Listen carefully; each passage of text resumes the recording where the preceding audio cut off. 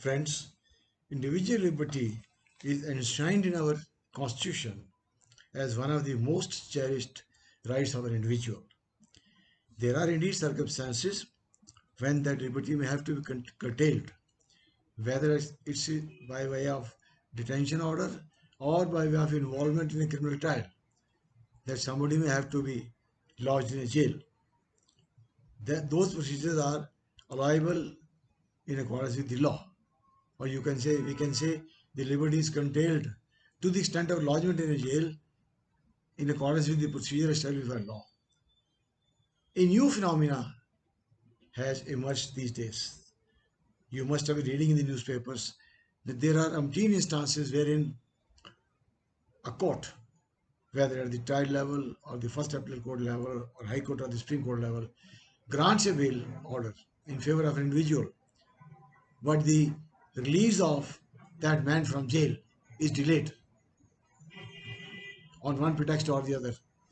In one particular case, a copy of the order was produced before the jail superintendent. It was a net accessed copy of the order.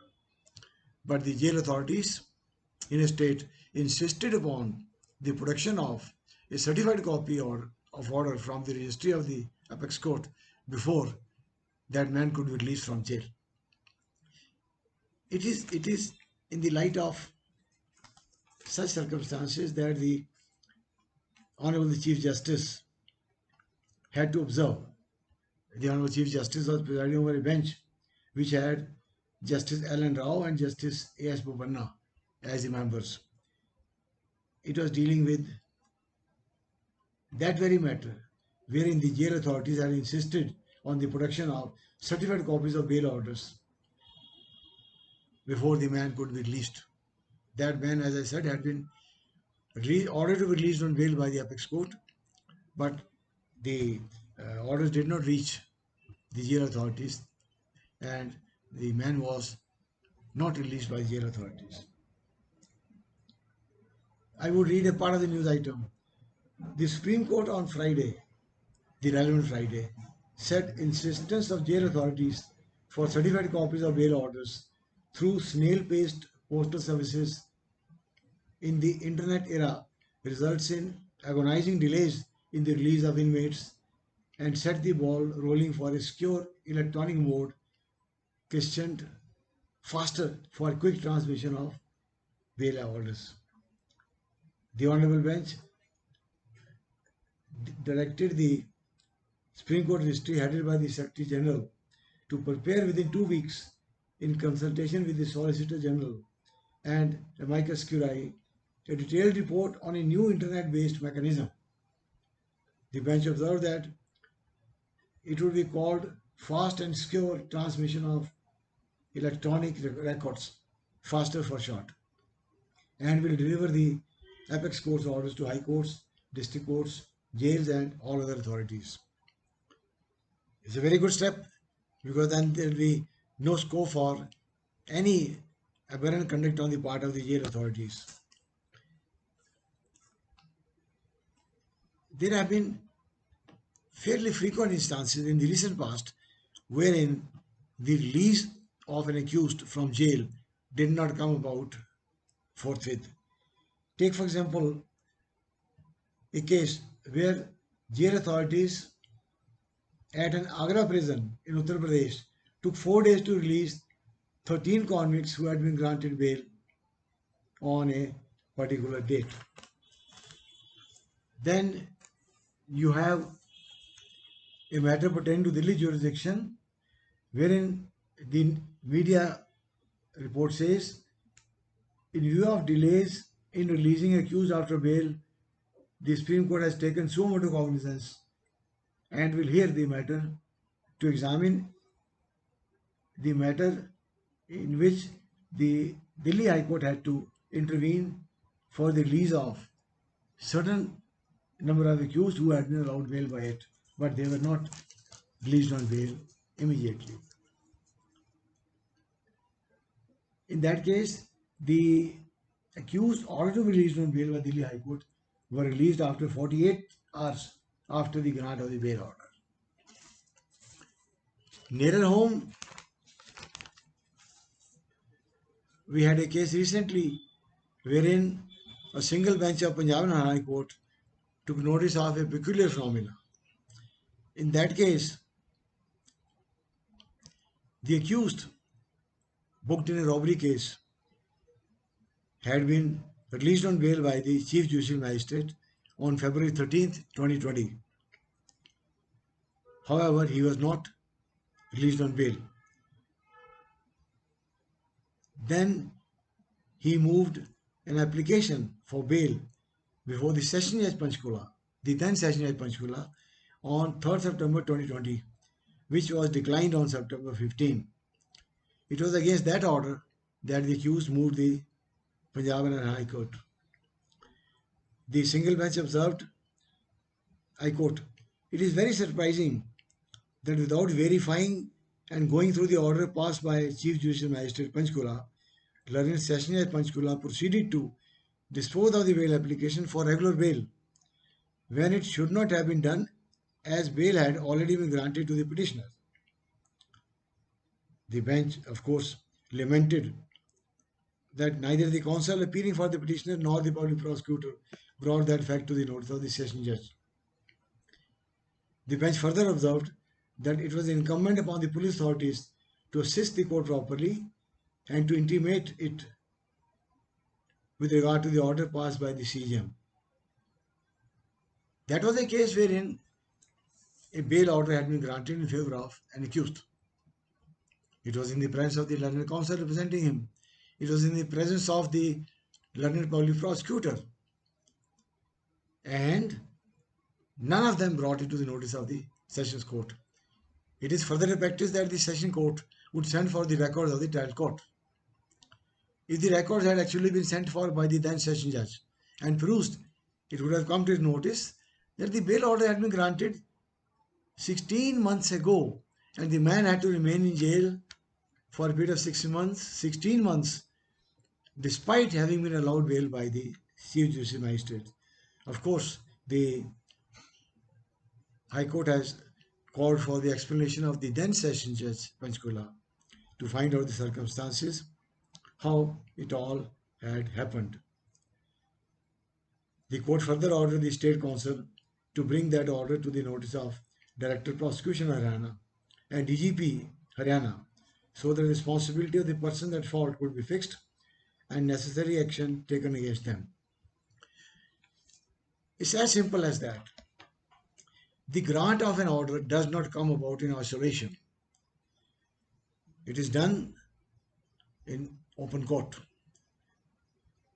It is done in the presence of the defense counsel, complainants counsel, or the public prosecutor. Each one of them is obligated to inform all concerned, including the beneficiary. How exactly this happened in the Panchkula case would be known when the report would be put up before the bench on the 12th August. That's the date recorded in the print media report about as the date of hearing. In the state of Punjab and Haryana, it is to my personal notice that there is a fixed procedure. As soon as a bail order, whether it is net accessed or an uncertified copy or a certified copy which is presented for the concerned court, the superintendent of the Court of Sessions rings up a dedicated number in the High Court, intimates the presentation of the bail order, and then the ball is in the court of the High Court official who takes the call. That is a dedicated number fixed for that purpose only. On ascertainment of facts, the official who received the call from the superintendent of the session division concerned calls up the superintendent and confirms the bail order. That is a procedure which takes, you can say, half an hour or an hour, if not less than that. Once that is done, the order is forwarded to the concerned court for compliance, and the release of the accused comes about on that very day. This is very important. It is very unfortunate that The Honorable Chief Justice of India had to say, as reported in the print media report, that is it that the courts will have to look for pigeons to deliver bail orders? I am reminded of yet another instance where an honorable judge from the apex court had to ring up the jail authorities in Jammu and Kashmir to get the bail orders implemented. I would not comment upon the exact circumstances under which had to be done, but the reported fact was that the jail authorities were not inclined to release that man and were delaying it on one pretext or the other. All these instances underline the need for putting in a mechanism by which authenticated bail orders are communicated to the concerned court or the English office, the sessions office of the concerned court or the concerned session division. It could be on the lines there is a practice in the Punjab and High Court, or it could be on any other lines or finer or improved lines, since the Honorable three-judge bench of the apex court has already directed the Secretary General headed committee to suggest a mechanism. I do hope that something very concrete and very effective will emerge, and there will be no repeat of the instances wherein liberty would be denied to a man who has been ordered to be released from incarceration in the jail forthwith. I would take this opportunity to repeat, even at the cost of repetition, another point which I have been making in the earlier presentations. Justice delivery system consists of not only the court proceedings, it also consists of the forwarding of the accused to jail, whether as an under trial on rejection of the bail application or to undergo the sentence awarded by the court of law. The system consists of not only the presiding officer and the court infrastructure, it also consists of the public prosecutor. And after the man is forwarded to the jail authorities, the jail superintendent, the prison administration also becomes a part of the justice delivery system infrastructure. I have been repeatedly making a plea to the concerned authorities to bring the prosecution branch and the prison department under the administrative control of the session judges. As I have said, there was a time in the mid-80s when there was a proposal to make a session judge as the director of prosecution.